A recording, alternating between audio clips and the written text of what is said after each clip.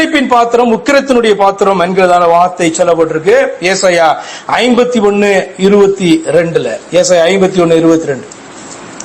கர்த்தராகிய உன் ஆண்டவரும் தம்முடைய ஜனத்துக்காக வழக்காடுகிற உன் தேவனுமானவர் சொல்லுகிறது. நிறைய விஷயங்கள் இதுல இருந்து பேசலாம் போலயே. புதிய ஏற்பாட்டில் நீங்க வாசிப்பீங்க, நமக்காக பரிந்து பேசுகிறவர், நம்முடைய பிரதான ஆசாரியர், நம்முடைய அட்வொகேட் அப்படின்லாம் நீங்க வாசித்திருப்பீங்களா? இயேசுவானவரை குறித்து சொல்லப்பட்டிருக்கும்.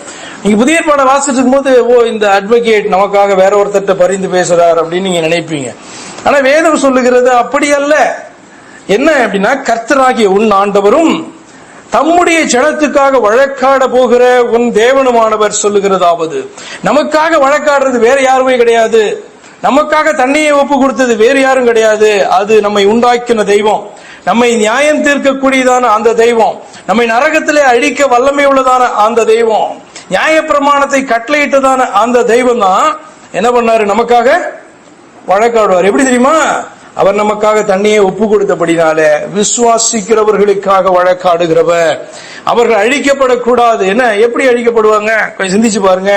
அவர் கொடுத்த நியாயப்பிரமாணம் அவர்களை அழிக்க வேண்டும் என்று சொல்லி என்ன பண்ணும்? நியாயப்பிரமாணம் பேசும், சட்டம் பேசும்.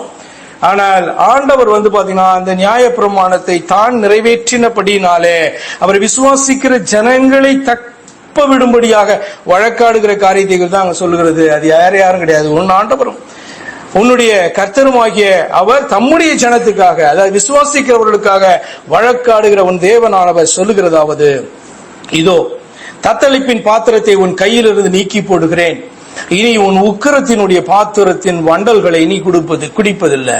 இப்படி அழிக்கப்படுவதற்காகவே பேதுரு சொல்றாருல்ல, பிடிபட்டு அழிக்கப்படுவதற்காக உண்டான மிருகத்தை போல பாத்தீங்கன்னா ஒரு கூட்டம் காணப்படுது அப்படின்றார். அப்படிதான் நம்ம எல்லாருமே, மனிதர்கள் எல்லாருமே அப்படித்தான் காணப்பட்டோம்.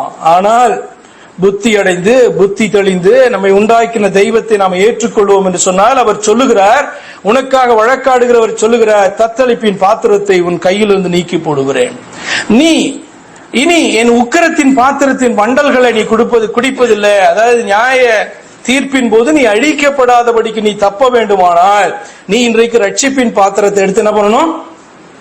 குடிக்கணும். அவன் சொல்ற மாதிரி ரட்சிப்பின் பாத்திரத்தை எடுத்துக்கொண்டு கர்த்தருடைய நாமத்தை தொழுது கொள்ளுகிற மனிதர்களாக கூட்டமாக நாம மாறுவோம் என்று சொன்னால் ஆண்டவர் சொல்றாரு, இனி என் உக்கிரத்தினுடைய பாத்திரத்தின் வண்டல்களை நீ குடிப்பதில்லை என்று சொல்லி